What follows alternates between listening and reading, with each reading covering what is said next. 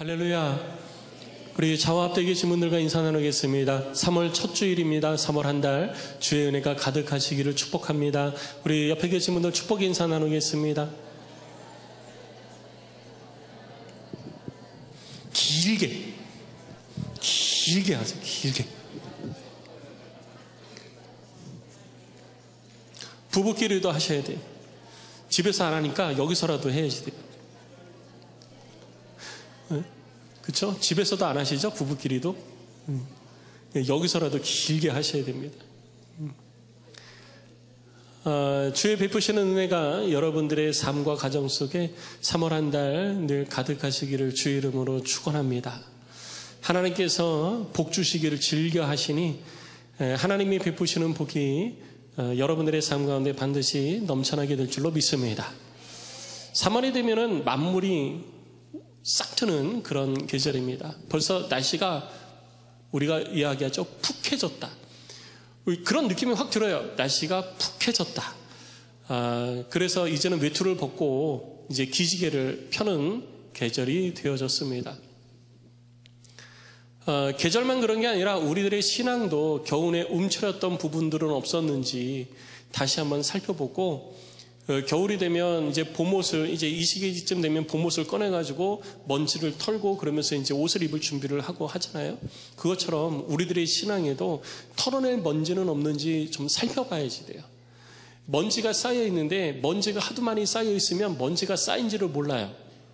흰색이 하도 오래되면 누렇게 변해가지고 처음부터 살 때 누런색인 줄 알지 흰색인지를 몰라요. 잊어버려요.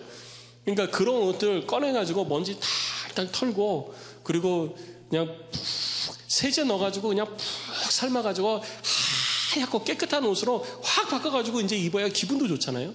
그러니까 우리들의 신앙도 겨우내 막 그런 부분들이 없는지 살펴보시고 세제를 넣고 막 끓이는 것처럼 삶는 것처럼 하나님의 말씀과 성령의 역사를 막 우리들의 심령에 부어놓고 막 심어가지고 푹 삶아내야 됩니다.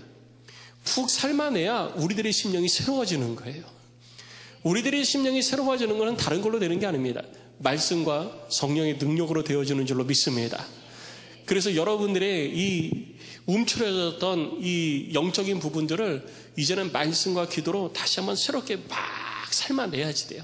그래서 지지난주부터 우리가 성령 운동을 통해서 특별 새벽 기도를 통해서 기도하는 데에 막 힘쓴 거예요. 이제는 뭘 해야 되냐면 하나님의 말씀으로 우리 속을 채워가야 되는 겁니다. 그래서 이 사순절 기간 이제 시작되어지는데 말씀으로 더 우리 속을 꽉꽉 눌러 채워야 되는 거예요. 마치 오늘 본문의 제목이 설교 제목이 뭐냐면 하나님의 말씀이 왕성한 공동체입니다. 하나님의 말씀이 왕성한 공동체를 이루어 가야지 돼요. 오늘 본문의 사건을 통해서 하나님의 말씀이 왕성한 공동체가 어떻게 이루어져 가게 되어졌는지 우리들이 함께 살펴보면서 이 만물이 움트는 이 계절에 우리 안디옥 교회와 안디옥 교회에 속해 있는 우리 모든 성도들이 하나님의 말씀으로 왕성해지는 놀라운 역사가 있기를 주의 이름으로 축원합니다. 하나님의 교회가 하나님이 베푸시는 은혜 속에 시작이 되어졌습니다. 정말 은혜 속에서 시작이 되어지고 성령 충만한 사람들이 모여서 시작되어졌기 때문에 모든 것이 다 잘 될 줄 알았어요. 모든 것이 다 잘 될 줄 알고 열심히 주의 성령에 충만하여 성령이 이끄는 대로 예수가 그리스도됨을 가르치고 전도하기를 그치지 않고 열심히 삶을 살아가는데 모든 것이 다 잘 되지만은 않더라고요. 외부로부터는 핍박이 있었고 내부로부터서는 여러 가지 갈등의 요소들이 막 발생을 하기 시작을 했습니다. 우리들이 볼 때는 왜 이런 일이 일어나지? 라고 하는 생각을 가질 수도 있는데 하나님께서는 그러한 일들을 통해 가지고 하나님의 교회를 더 견고히 세워가고 하나님의 교회가 그런 부분들에 대해서 어떻게 대처를 하고 어떻게 성장해야 되는지에 대해서 우리 가운데 가르쳐주고 있는 거예요. 그때 당시에 있었던 그러한 일들, 그러한 갈등들, 내외부적으로 드러나는 일들이 그때만 있었을까요? 아니요, 지금도 우리들 가운데 있습니다. 중요한 것은 그런 문제가 우리들 가운데 왜 생기지? 라고 하면서 낭망하고 절망하고 괴로워하는 것이 아니라 이 문제를 통해서 하나님께서 우리 공동체를 더 견고하게 세워가시겠구나 라고 하는 믿음을 가지고 하나님의 성령과 지혜를 구하면서 이 일을 믿음으로 넘어서야 되는 것입니다.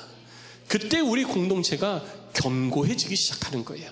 성도 여러분, 여러분들의 삶 속에도 어떤 문제가 있든지 그 문제로 인해서 낭망하기보다는 그 문제 뒤에 더 놀랍도록 역사하실 하나님의 일하심을 바라보시고 하나님이 주시는 믿음을 가지고 그 문제를 넘어설 수 있도록 주의 이름으로 축복합니다. 오늘 본문의 말씀에 보니까 또 다른 문제가 발생을 하기 시작합니다. 지난주 우리가 말씀을 살펴본 것처럼 사도들은 성전에 있든지 집에 있든지 예수는 그리스도라 가르치고 전파하는 것을 쉬지 않았어요. 끊임없이 이 일을 이루어 갔습니다. 그래서 교회는 날마다 구원받는 사람들이 더해지는 역사가 나타났었습니다. 그런 일들이 있어서 계속해서 성장해 갈 때 또 문제가 발생했는데 오늘 1절 말씀을 보니까 그때에 제자가 더 많아졌다라고 표현하고 있습니다. 제자가 많아졌다라는 것은 사도들로부터 하나님의 말씀을 배우고 하나님의 뜻을 깨달아가는 사람들이 구체적으로 깨달아가는 사람들이 많아졌다라는 거예요. 교회 구성원이 많다라고 해서 제자가 많아지는 것만은 아닙니다. 제자는 따로 훈련되어지는 사람을 말하는 것입니다. 하나님의 교회는 우리가 함께하는 커뮤니티 혹은 우리가 함께하는 교제 공동체, 그리스도인들이 함께 모여서 은혜 나누고 봉사하고 섬기는 일을 하는 그런 공동체가 아닙니다. 하나님의 교회는 하나님의 일을 이루어가도록 하나님 앞에 헌신된 자들을 더 좋은 그리스도인으로 만들어가는 훈련기관이에요. 그래서 구원받은 백성들이 하나님의 교회로 들어와서 말씀과 기도와 그리고 여러 가지 하나님의 뜻을 이루기 위한 준비를 위해서 강한 군사로 훈련되어지고 그렇게 훈련되어진 하나님의 군사들이 교회 밖으로 나아가 세상에서 빛과 소금의 역할을 감당하며 세상을 변화시켜가는 것입니다. 그 일을 감당해가는 것이 하나님의 교회인 거예요. 그런데 이상하게 하나님의 교회로 들어온 사람들은 교회 밖으로 나가려고 하지를 않아요. 계속 훈련받아서 자라가야 되는데 일단은 훈련을 받으려고 하지 않고 내가 구원받은 것에 만족하면서 이 땅에서 삶을 살려고 하는 것입니다. 그런데 중요한 것은 사도 바울은 늘 언제나 하나님의 교회에 구원받은 성도들을 향해서 너희는 하나님의 강한 군사이니 군사가 훈련받아 더 좋은 군사가 되어져서 하나님의 일을 감당하라고 권면하고 있다는 거예요. 오늘 본문의 내용에서도 제자가 더 많아지고 있다라고 성경은 기록하고 있는 것입니다. 그 제자가 많아지는 상황 가운데에서 헬라파 유대인들과 그리고 히브리파 사람들 사이에 갈등이 벌어져요. 이것을 통해서 우리가 알 수 있는 건 뭐냐면 그때 당시에도 파가 나눠져 있었다라는 거예요. 벌써 헬라파, 히브리파 딱 나눠지잖아요. 헬라파 사람들, 히브리파 사람들이 딱 나눠져서 그 가운데 갈등이 발생하게 되어졌는데 그게 뭐냐면 이 헬라파 사람들의 자기 파에 있는 과부들이 매일의 구제, 교회의 매일의 구제에서 빠진 것에 대해서 원망을 하기 시작을 했던 것입니다. 그때 당시의 교회뿐만 아니라 지금도 마찬가지예요. 교회는 하나님의 뜻을 이루어가는 것입니다. 하나님의 뜻은 성경을 가르치는 것만이 하나님의 뜻이 아니에요. 하나님은 이 땅에 연약한 성도를, 연약한 사람들을 세워가는 것도 우리를 향하신 하나님의 뜻입니다. 그래서 교회는 하나님의 말씀을 가르치는 것과 그리고 연약한 자를 돕는 일이 함께 가야지 돼요. 이것이 어느 한쪽만 강화되어진다고 해서 건강한 교회가 되는 것이 아닙니다. 건강한 교회는 균형 잡혀 하나님의 일들을 이루어가는 교회가 건강한 교회가 되어지는 거예요. 그래서 그때부터도 구제일이 있었는데 이거는 그때 교회만 있었던 것이 아니라 이미 출애굽기와 신명기에서 하나님께서 이스라엘 백성들에게 율법으로 정해놓은 것이 뭐냐면 너희들이 농사를 하고 추수를 할 때에 고와 객과 과부와 나그네 그들을 위해서 추수를 다 하고 나서 나달이 떨어진 것들은 거두지 말고 그냥 놓아두라라고 이야기를 했던 거예요. 왜? 땅이 없고 분깃이 없어서 얻을 것이 없어서 먹고 살 것이 없어서 굶어 죽는 사람이 있으면 안 되기 때문이에요. 그래서 그들을 향한 배려, 그들을 향한 섬김 이러한 것들이 항상 하나님을 섬기는 가운데 준비되어지도록 한 것입니다. 또 성경을 보면 제1 11조, 제2 11조, 제3 11조로 11조가 구분되어지면서 그러한 11조를 하나님 앞에 드림으로 인해 가지고 그 절기 때가 되어지면 고아와 객과 과부를, 나그네들, 그리고 집안에 있는 하인들을 다 모아서 하나님 앞에 제사를 드리고 그들과 함께 축제를 합니다. 그 축제를 하는데 이 모든 것들이 사용되어지게 한 거예요. 제1, 11조는 온전히 하나님 앞에 드리지만 제2, 제3의 11조는 항상 그것을 가지고 앞으로 되어질 일들을 준비하는 일들에 사용이 되어졌던 것입니다. 그러니까 이러한 것을 통해서 하나님께서는 항상 우리들이 하나님의 일을 이루어가는 온전한 사람으로, 그 말은 곧 교회가 온전한 교회가 되도록 하는 일이 하나님의 우리를 향하신 계획하심이었던 거예요. 그래서 이 일을 이루어가는데 뜻하지 않게 하나님의 일을 하는데 문제가 생긴 것이죠. 당시에는 과부의 숫자가 굉장히 많았습니다. 전쟁이 많으니 과부의 숫자가 많을 수밖에 없었던 거예요. 과부가 어디 가서 지금처럼 뭐 혼자 살아도 일을 하면서 내가 먹고 살 수 있으면 괜찮지만 당시에는 그런 것들이 사회적으로 제대로 갖추어져 있는 상황이 아니었습니다. 그래서 굉장히 힘들고 어렵게 살고 있었던 거예요. 그래서 교회는 그들을 섬기고 돕는 일을 이루어 갔었는데 그 과부들을 섬기고 도울 때 이 헬라파 사람들이 보니까 매일의 구제에서 자기 파에 있는 과부들이 누락된 거를 본 거예요. 그래서 원망의 소리를 막 한 거죠. 왜 우리를 무시하냐? 왜 우리를 제외하냐? 우리는 왜 그냥 넘어가냐? 여러 가지 원망의 소리가 나오게 되어졌습니다. 그런데 원망의 소리가 나오면요, 그 원망의 소리가 항상 점점 누구를 향하죠? 위로 올라가서 지도자를 향합니다. 우리도 보면 여러분 집에서 싸울 때 부부싸움 하다가도 막 싸우다가 보면은 점점 누구까지 올라가요? 대통령까지 올라가요. 대통령이 정치를 못해가지고 말이야 우리 집안이 이 꼴이 돼가지고, 아니 부부싸움 하는데 왜 대통령을 거기다 끌어들여요? 부부싸움 하는데 대한민국의 사회를 왜 거론을 하냐고요. 교회도 마찬가지인 것 같아요. 성도들 간에 여러 일들, 교회 일들을 하다가 갈등이 생기면요, 처음에는 그 갈등에서 시작합니다. 내가 조금 뭔가 손해본 것 같고 내가 뭐 원망스러운 일이 있어서 오해를 해서 시작되어졌든지 뭐가 되어졌든지 하다 보면은요, 처음에는 속상한 거 얘기하다가 점점 교회 일꾼에 대해서, 목자에 대해서, 항존직에 대해서, 장로에 대해서, 그리고 목회자에 대해서 원망의 소리가 점점 커집니다. 그래서 원망의 소리는 절대로 작아지지 않더라고요. 원망의 소리는 커지면 커졌지 절대로 작아지지 않아요. 그래서 우리는 원망의 말이 내 입에서 나오려고 하면요, 입을 딱 다무는 게 답입니다. 교회를 허는 것 중에 가장 큰 이유대 중에 하나가 뭐냐면 원망이에요. 그래서 우리는 원망의 소리를 그쳐야 되는 것입니다. 그런데 어쨌든 원망의 소리가 나오니까 사도들이 이걸 그냥 두고 보면 안 되었던 거예요. 그래서 제자들을 불러 모았습니다. 전체 성도들을 불러 모은 게 아니라 자기의 제자들을 불러 모은 거예요. 오늘 본문의 말씀을 보니까 2절 말씀에 12사도가 모든 제자를 불렀다라고 이야기합니다. 전체 성도를 소집한 게 아니라 제자들을 불렀어요. 제자들을 불러서 이렇게 결정을 한 것을 이야기합니다.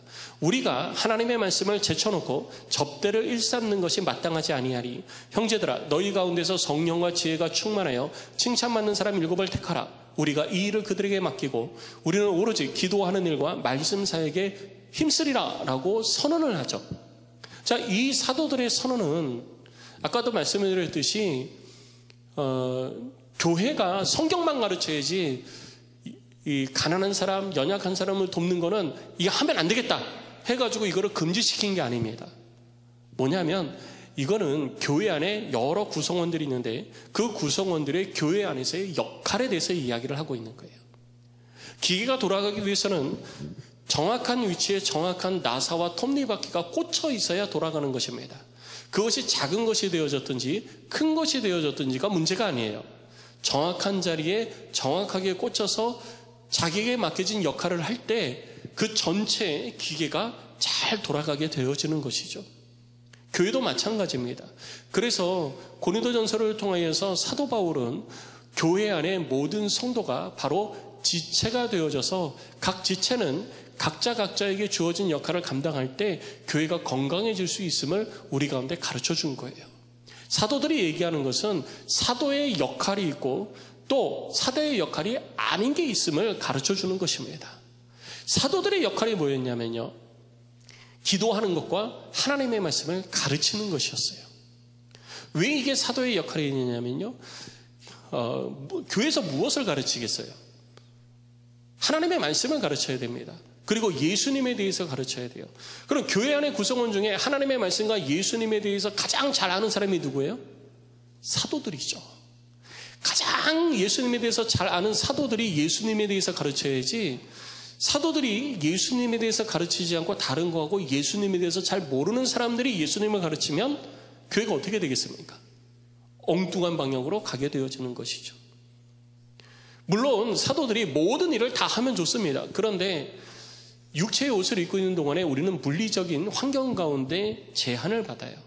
그래서 한 사람이 혹은 12사람이 모든 것을 다 할 수는 없는 것입니다. 그래서 맡겨진 일들 중에 가장 중요한 것을 먼저 택하게 되는 것이죠. 그래서 사도들은 우리가 하나님의 말씀을 가르치는 것이 우리들의 역할인데, 우리들의 역할 중에 말씀을 제쳐놓고 우리 역할이 아닌 접대, 곧 사람의 필요를 채워주는 일을 하는 것은 이거 옳지 않은 것 같다. 이건 옳지 않다. 그러니 우리는 우리의 역할에 집중해야 되겠다. 그러면 접대하는 일은 안 하냐? 그러면 안 되잖아요. 그래서 그 역할을 감당할 사람을 따로 세우기로 결정을 하게 된 것이죠. 그래서 많은 제자들 가운데 특별히 누구를 세우냐면 성령과 지혜가 충만해서 칭찬받는 사람 7을 택하게 되어집니다. 그 제자들이 그 7을 택해서 사도들에게 이야기를 하고 사도들이 그들을 기도하여 일꾼으로 세웁니다. 그렇게 세워진 일꾼들이 오전에 기록이 되어져 있습니다.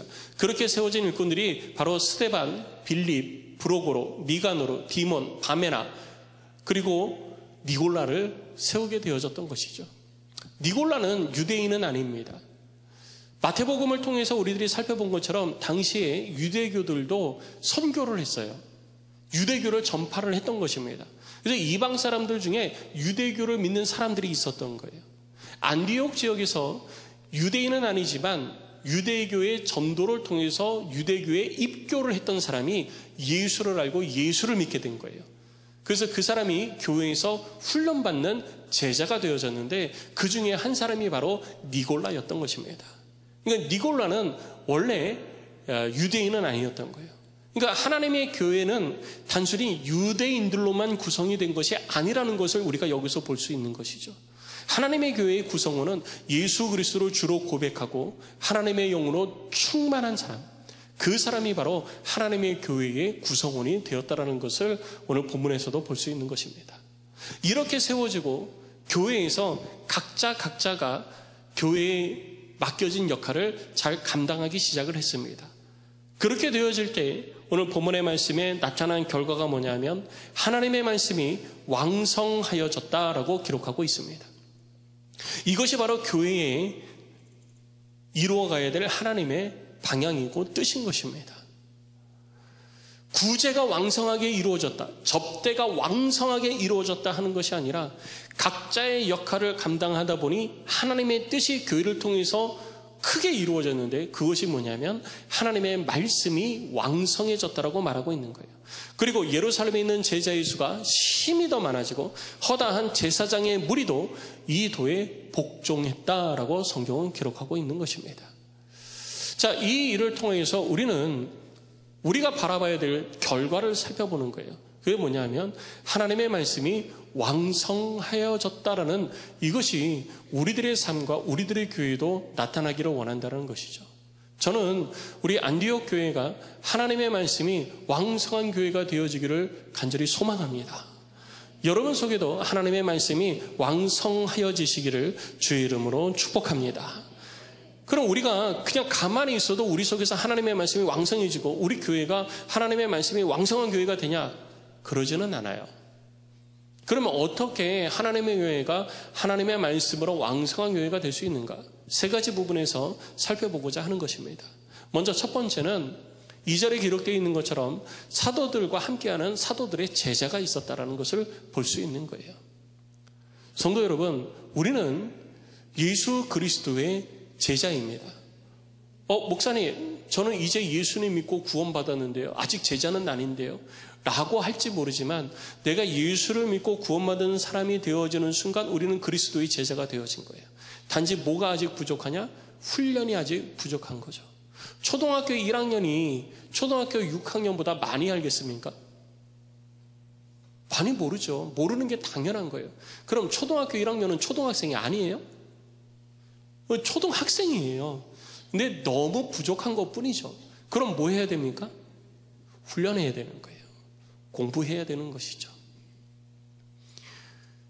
사도들은 항상 교회에서 가장 염두에 두었던 것 중에 하나가 뭐냐면요, 그렇게 제자를 훈련시키는 일을 했던 것입니다. 하나님의 교회가 이 제자 삼는 일을 끊임없이 이루어가야 되는 거예요. 하나님은 하나님이 제자를 만들어서 우리에게 붙여주는 게 아닙니다. 그래서 예수님께서도 말씀하실 때 모든 민족을 제자로 삼아라 라고 말씀하실 거예요. 그 말은 뭐냐면 모든 민족에게 복음을 전해서 예수를 믿게 했으면 말씀을 가르쳐서 하나님의 뜻을 이루어가는 제자로 훈련을 시키라는 말인 것입니다. 그러면 훈련을 그렇게 시키려면, 내가 제자를 가르치려면 누가 먼저 제자가 돼야 돼요? 내가 먼저 제자가 돼야 돼요. 그 말은 다시 말해서 내가 먼저 훈련을 받아야 된다는 거죠. 근데 훈련 받기 좋으세요? 네. 우리가 가장 싫어하는 것 중에, 가장 이렇게 싫어한다는 게 거부하는 것 중에 하나가 뭐냐면 훈련받는 거예요. 훈련받는 거를 제일 거부합니다. 그런데 훈련을 받아야 좋은 군사가 되어지는 거예요. 훈련은 약하게 받아야 돼요? 세게 받아야 돼요? 약한 것도 있고 센 것도 있죠. 근데 좋은 군사, 강한 군사가 되려면 훈련이 세야 돼요? 약해야 돼요? 세야 돼요. 그래야 좋은 군사가 됩니다. 아니, 707 특전대가 받는 훈련하고 이제 막 훈련소에 막 입소한 애들하고 똑같이 훈련을 받는다. 그럼 어떻게 되겠어요? 훈련이 약해도 문제가 되고 너무 세도 문제가 되는 거예요. 자라가는 환경에 따라 가지고 그에 맞는 적절한 훈련이 교회 내에 있어야 되는 것입니다.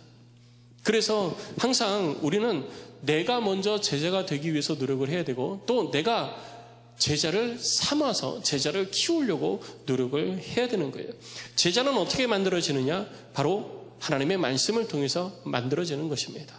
그래서 말씀을 가르치고 훈련시키는 일에 대해서 우리는 게을리해서는 안 된다는 것이죠. 내가 먼저 마음가짐을 달리해야 돼요. 무슨 마음가짐을 가져야 되느냐? 내가 제자로 훈련받아야 되겠다. 내가 하나님 앞에 좋은 제자가 돼서 좋은 제자를 양성해야 되겠다라고 하는 마음가짐부터 가져야 되는 것입니다. 초대교회부터 사도들을 통해서 제자들이 만들어져 갔다라는 것을 우리는 항상 주목을 해야 된다는 것입니다. 그리고 두 번째는 뭐냐면 일꾼을 세우는 기준과 목적이 달랐다는 거예요. 3절 말씀을 보면 문제가 발생을 하고 그 갈등의 문제를 해결하기 위해서 일꾼을 세우는데, 일꾼을 세우는 기준을 보니까 어떤 사람을 일꾼을 세우느냐? 성령과 지혜가 충만하여 칭찬받는 사람을 일꾼을 세웠어요. 그런데 발생한 문제는 뭡니까? 접대하는 것에 문제가 발생했잖아요. 군대 갔다 오신 분도 계시지만 군대 가면은요, 제일 실패하지 말아야 될 전투가 있습니다. 뭐죠? 배식의 전투예요. 다른 거는 용서가 되지만 배식의 실패는 용서가 안 된다. 이런 말이 있을 정도로 배식이 굉장히 중요합니다. 히브리파 사람들과 헬라파 사람들의 과부가 매일의 구제에서 누락된 거는 뭐에 실패한 거예요? 왜? 배식에 실패한 거예요. 이거 잘 나눠줘야 돼요. 그럼 잘 나눠줄 수 있는 사람이 일꾼이 돼야 되는 게 맞잖아요. 접대를 잘하는 사람이 일꾼이 돼서 그 일을 섬겨야 되는 게 맞습니다. 이게 우리가 문제를 바라보는 방식이에요. 그런데 하나님의 교회에서 발생한 문제를 해결하는 데 있어서 이것이 적용되어지지 않았다는 것을 우리는 집중을 해야 되는 거예요. 아니, 문제를 해결하려면 그 문제를 잘 푸는 사람이 그 일의 적임자가 되어야 되는데, 그 일의 적임자를 뽑을 때 성령과 지혜가 충만해서 칭찬받는 사람을 일꾼으로 세웠다는 것입니다. 왜냐하면요, 하나님의 교회에서 하나님의 일을 하는 것은 단순히 표면적으로 드러나는 것만 해결하는 것이 방법이 아니기 때문이에요. 하나님의 교회에서 무슨 일을 하든지 모든 것은 하나님의 나라와 영광을 위해서 하는 것입니다. 그렇다면 하나님의 나라와 영광이 어떤 것인지 알아야 그 일을 해결해 갈 수 있는 거예요. 지금 당장의 문제가 아니라 이 문제를 어떠한 방향으로 해결해 갈 것인가를 알아야 그 방향으로 문제 해결의 키를 돌린다는 것입니다. 방향을 틀어야 될 방향이 어디냐면요, 하나님의 나라와 영광이라는 것이죠. 하나님의 나라와 영광을 알기 위해서는 어떻게 해야 됩니까? 하나님을 알아야 되는 거예요. 그래서 하나님께서 부어주시는 성령, 하나님의 영으로 충만해야 하나님의 뜻이 이거구나라는 걸 아는 거고요. 하나님의 지혜가 충만해야 하나님이 이 방법으로 이 문제를 해결하기를 원하시는구나를 깨닫게 되어지는 거예요. 그래서 하나님의 교회에서 하나님의 교회를 섬기는 여러 일을 갈라맞다 하더라도 심지어 대걸레질을 하는 데 있어서도 누가 해야 되느냐? 하나님의 성령과 지혜가 충만하여 칭찬받는 사람. 목사님, 저는 성령이 충만하지도 않고요, 지혜가 충만하지도 않고요, 칭찬도 못 받는데 그럼 저는 교회를 하면 안 되겠군요. 꼭 그렇게 뼈딱선을 차는 사람들이 교회에 있더라고요. 그게 아니라 그럼 뭐 해야 됩니까? 그렇게 내가 준비가 되어져야 되는 거예요. 그게 제자예요. 내가 교회를 섬겨야 되는데 내가 성령과 지혜가 충만해서 칭찬받는 사람이 되는데 아직 부족하다. 그럼 나는 교회를 안 해야지가 아니고 내가 교회를 더 잘 섬기기 위해서 내가 그렇게 성령과 지혜가 충만하여 칭찬받는 사람이 돼야 되겠다. 이거를 위해서 노력하는 사람이 교회를 세워가는 사람이에요. 그래서 그런 사람을 일꾼으로 세우는 것입니다. 그래서 베드로 사도는요, 베드로전서 4장 11절에 우리에게 이렇게 권면한 거예요. 누가 말하려면 하나님의 말씀을 하는 것 같이 하고, 누가 봉사하려면 하나님이 공급하여 주시는 힘으로 하는 것 같이 하라라고 베드로가 권면했던 것입니다. 이것이 교회 일을 하는 방법이라는 거예요. 그래서 세상 일에서 여러 가지 방법을 잘 한다고 해서 교회에서 무조건 그 일을 맡겨가지고는 그 일이 산으로 가고 들로 가고 바다로도 가는 거예요. 무슨 일을 하든지 교회에서 이루어지는 모든 것들의 궁극적인 목적은 하나님의 나라와 영광인 것입니다. 그런데 이 일을 할 때요, 성령과 지혜가 충만하고 칭찬받는 사람인데 성령과 지혜가 충만한 사람은 어떻게 알죠? 방언하면은요? 은사 경험하면은요? 그러면 성령과 지혜가 충만합니까? 아니면 성경 시험을 봐야 될까요? 어떻게 해야 우리가 성령과 지혜가 충만한 사람인 줄 알죠? 이 추상적인 개념을 구체적인 개념으로 바꾼 것이 뭐냐면요, 칭찬받는 사람이에요. 성령과 지혜가 충만한 사람은요, 칭찬을 받을 수밖에 없습니다. 교회 안에서, 그리고 세상 가운데서 칭찬을 받는 거예요. 그래서 사도행전 2장에도 성령 세례가 임했을 때 그들 가운데 나타난 사건들이 뭐냐면요, 온 사람들로부터, 온 백성들로부터 칭송을 받았더라라고 기록하고 있는 것입니다. 성령과 지혜가 충만한 사람은요, 생각하는 게 다르고 보는 게 다르고 행동하는 게 달라지는 거예요. 그래서 칭찬받는 것입니다. 도덕성의 기준이 올라가는 거예요. 인품이 달라지는 거예요. 사람들이 얘기하더라고요. 성령도 못 바꾸는 사람이 있다. 요즘 그게 느껴지더라고요. 저는 개인적으로 성령이 임하시면 못 바꿀 사람이 없다. 저는 개인적으로 그렇게 생각합니다. 제가 바뀌었거든요. 제가. 근데 성령이 임해도 못 바꾼다라고 하는 것은요, 성령의 세례와 지혜가 충만한 것이 하나님이 원하는 그 기준에 못 미쳤다라는 거예요. 성령 충만이 지속되어야 되는데 한 번의 단회적인 경험으로 내가 성령 충만한 사람이다라고 얘기해서는 안 된다라는 것입니다. 내가 끊임없이 하나님의 말씀과 기도로 성령 충만한 삶을 살아가야 되는 거예요. 그래야 우리 삶을 보고 칭찬을 사람들이 하는 것입니다. 성도 여러분, 성령과 지혜가 충만해서 칭찬받는 사람이 되시기를 주의 이름으로 축복합니다. 그런 사람들이 하나님의 일을 하고 그런 사람들이 교회를 세우고 그런 사람들이 사도들을 돕고 목회자를 돕는 거예요. 목회자는 성령이 충만하고 지혜가 충만하고 하나님의 일을 이루기 위해서 끊임없이 자신을 쳐 하나님 앞에 복종시킵니다. 매일의 삶 속에서 그 일을 이루어가면서 교회의 모든 일들을 하나님의 관점에서 바라보고 하나님의 시각으로 바라보는 거예요. 그런데 그를 돕는 교회의 일꾼들이 그와 같은 마음을 가지고 하나님의 시각으로, 목회자의 시각으로 바라보면서 하나님의 나라와 영광을 위한 길이 어떤 것인가를 고민하면서 교회를 해야 되는데, 세상의 방법을 가지고 이건 이렇게 푸는 게 맞습니다. 내가 이거 풀어보니까 이거 이렇게 해야지 되는지 말아요. 맞아요. 접대하는 것은 이렇게 해야 됩니다. 배식은 이렇게 해야지 돼요. 라고 하면서 하다 보면 사람의 피로를 채워주는데 앞서가게 되어지는 거예요. 그럼 교회가 힘이 약해지는 것입니다. 우리 교회가 하나님에 대해서 온전히 이루어가고 있구나라고 하는 것은 하나님의 말씀이 이 가운데 왕성해지고 있느냐를 보면 되는 거예요. 건강한 교회는 하나님의 말씀이 왕성한 교회. 건강한 교회는 하나님의 말씀이 왕성하여 하나님의 교회에서 훈련받은 사람들이 세상 가운데서 빛과 소금이 되어 하나님의 말씀을 전파하는 교회가 건강한 교회인 것입니다. 세 번째, 우리들이 다시 한번 또 살펴봐야 될 것은 뭐냐 하면, 우리들의 공동체가 하나님의 말씀이 왕성한 교회의 공동체가 되도록 우리 자신이 먼저 하나님의 말씀으로 왕성해져야 된다는 거예요. 본문에서 왕성하다라는 표현은 풍성하다라는 표현입니다. 사도들이 기도하는 일과 말씀 사역에 힘썼다라고 하고 있는데, 기도하는 일은 그냥 기도하는 거예요. 무릎 꿇어 기도하는 것입니다. 그런데 말씀 사역은 그냥 말씀 읽는 일에 열심을 다했다 그러면 되잖아요. 근데 왜 말씀 사역이라고 그랬냐? 하나님의 말씀으로 이루어가야 될 주의 일들이 많았기 때문이에요. 첫째는 사도들이 먼저 하나님의 말씀을 읽고 연구하는 일에 매진을 해야 됩니다.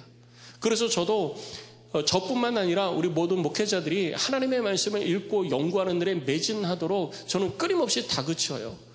부목회자들이 있으면 부목회자들한테 필요하다면 내가 책이라도 사줄 테니까 말씀을 읽고 연구하는 일에 더 힘써라. 더 힘써야. 우리가 그렇게 해야 된다. 하나님 앞에 서는 날까지 우리는 하나님의 말씀을 읽고 공부하는 일에 청렴해야 된다. 그러면서 끊임없이 강조하고 저 스스로도 이 일을 이루기 위해서 끊임없이 노력을 합니다. 말씀 사역은 목회자 속에 하나님의 말씀이 먼저 왕성해져야 돼요. 그 다음에 뭐 해야 되냐면요, 말씀을 가르쳐서 훈련시켜야 됩니다. 교회가 하나님의 말씀이 왕성해져야 되잖아요. 그러니까 말씀을 가르쳐서 훈련시키는 일을 해야지 되는 거예요. 문제는 뭐냐면 훈련을 안 받으려고 하니까 문제가 되는 거지, 목회자는 끊임없이 훈련을 시켜야 됩니다. 그럼 목사님, 저는 80이 넘었는데요. 이제 90 가까이 됐는데요. 여러분, 공자는 논어에서 이렇게 이야기를 했습니다. 나이가 20이 되든지 80이 되든지 배우기를 멈춘 사람은 죽은 사람이다. 우리 살아있잖아요. 살아있으면 하나님의 말씀을 공부하는 일, 하나님의 말씀을 배우는 일을 멈춰서는 안 되는 거예요. 끊임없이 배워야 되는 것입니다. 목사님, 저는 이해도가 딸리는데요. 아니, 이해도가 딸리면 2번 들을 거 3번 들으면 되고요. 3번 들을 거 4번 들으면 되고요. 목사님, 잘 안 외워지는데요. 그러면 내게 익혀질 때까지 반복해서 하면 되는 겁니다. 느린 사람은 있어도 안 되는 사람은 없습니다. 문제는 뭐냐면 내가 안 하려고 하기 때문에 그래요. 하나님의 말씀 앞에 우리가 훈련되어지고 내 속에 말씀이 왕성해지려면요, 내 삶을 드리고 내 시간을 드리고 내 물질을 드려야지 되는 거예요. 저도 말씀을 저희 아들한테도 이번에 신학교 입학하니까 제가 그렇게 얘기를 했는데, 뭐라고 얘기를 했냐면, 교수님이 책을 이렇게 쭉 선정을 해주시면 주교재가 있고 부교재가 있어요. 그러면 주교재는 수업 시간에 하는 교재고, 부교재는 시간 되면 한번 읽어봐라. 너희들한테 그 과목에 대해서 참고가 될 것이다 라고 해서 선정해 주는 도서입니다. 그럼 여러분, 주교재만 공부하면 되는 거예요.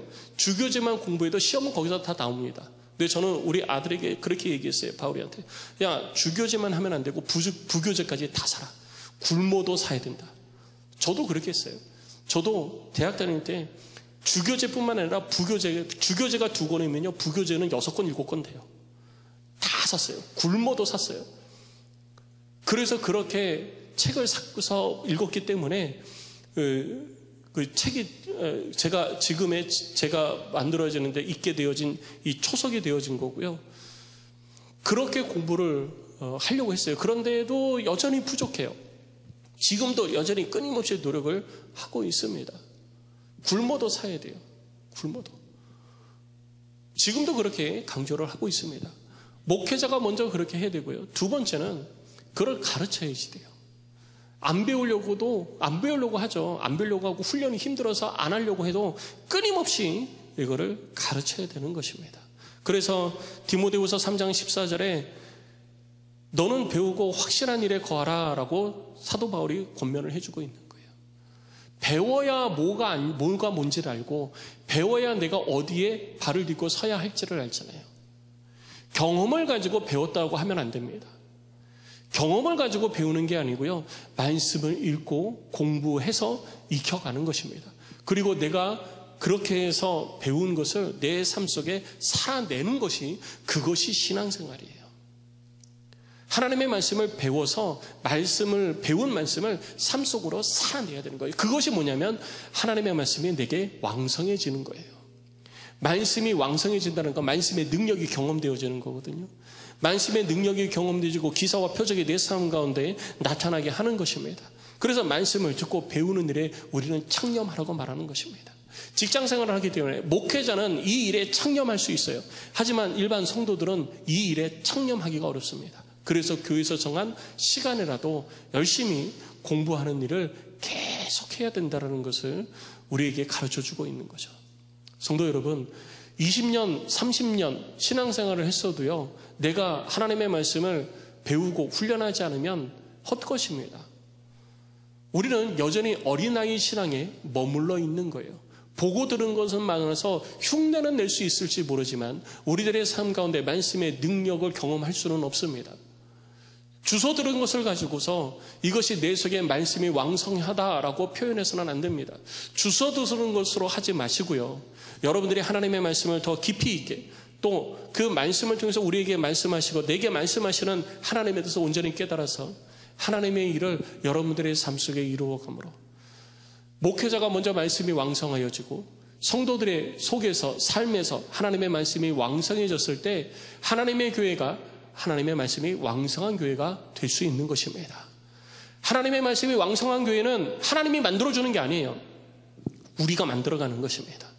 성도 여러분, 이 안디옥 교회, 이 교회 공동체가 하나님의 말씀이 왕성한 교회 공동체가 되게 하십시다. 이번 사순절 기간에 하나님의 말씀 읽읍시다. 공부하기가 어려우면 일단 읽기라도 하세요. 그리고 읽고 내가 시간을 내서 공부하십시오. 공부해야지 돼요. 말씀을 더 배우려고 노력을 해야 됩니다. 안 돼도 하다 보면은요, 10번을 들으면 한 가지는 깨닫게 되어지는 겁니다. 안 하니까 한 개도 모르는 거예요. 우리들 스스로가 이 일을 이루어갈 때 우리 교회가 말씀으로 왕성한 교회가 되어지고 말씀으로 왕성한 교회가 되어졌을 때 우리들의 삶 속에 하나님의 기사와 표적이 나타나기 시작을 하고 이 땅에 하나님을 거부하고 예수 그리스도를 부정했던 사람들이 우리의 삶을 통해서 예수 그리스도를 인정하고 주께로 돌아오는 역사가 나타나게 되는 것입니다. 본문에 기록되어져 있는 허다한 제사장의 무리도 이 도에 복종하더라. 이 일이 여러분들의 삶 속에 나타나시기를 주의 이름으로 축원합니다. 하나님의 말씀 앞에 바로 서십시다. 말씀을 내 가슴에 새겨가십시다. 하나님의 말씀을 읽고 배우고 훈련받는 일에 게을리하지 말고 더 열심을 내서 내가 제자가 되어지고 내가 제자를 만들어가고 하나님의 말씀을 더 온전히 내 삶 속에 풍성하게 해야 말씀을 드린 것처럼 본문에 있는 내용 그대로예요. 목회자를 도와도 제대로 도울 수 있는 거예요. 나 돕겠습니다 라고 해서 도와지는 게 아니에요. 목회자를 도와도 하나님의 관점으로 보고 목회자의 관점으로 보면서 목회자를 제대로 돕고 섬길 수 있는 공동체가 되는 것입니다. 이런 공동체를 세워가는 하나님의 사람들이 다 되어지시기를 주의 이름으로 축복합니다. 우리 시간 함께 찬양하고 기도하겠습니다.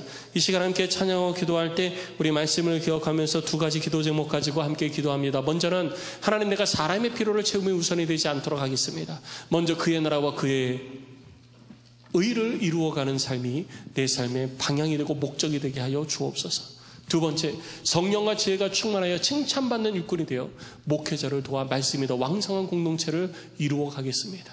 내 속에 하나님의 말씀이 더 왕성해지게 하여 주옵소서. 나 자신이 먼저 하나님의 말씀 앞에 훈련받는 자가 되게 하여 주옵소서. 우리 이 제목을 가지고 우리 함께 기도하는 시간 갖도록 하겠습니다.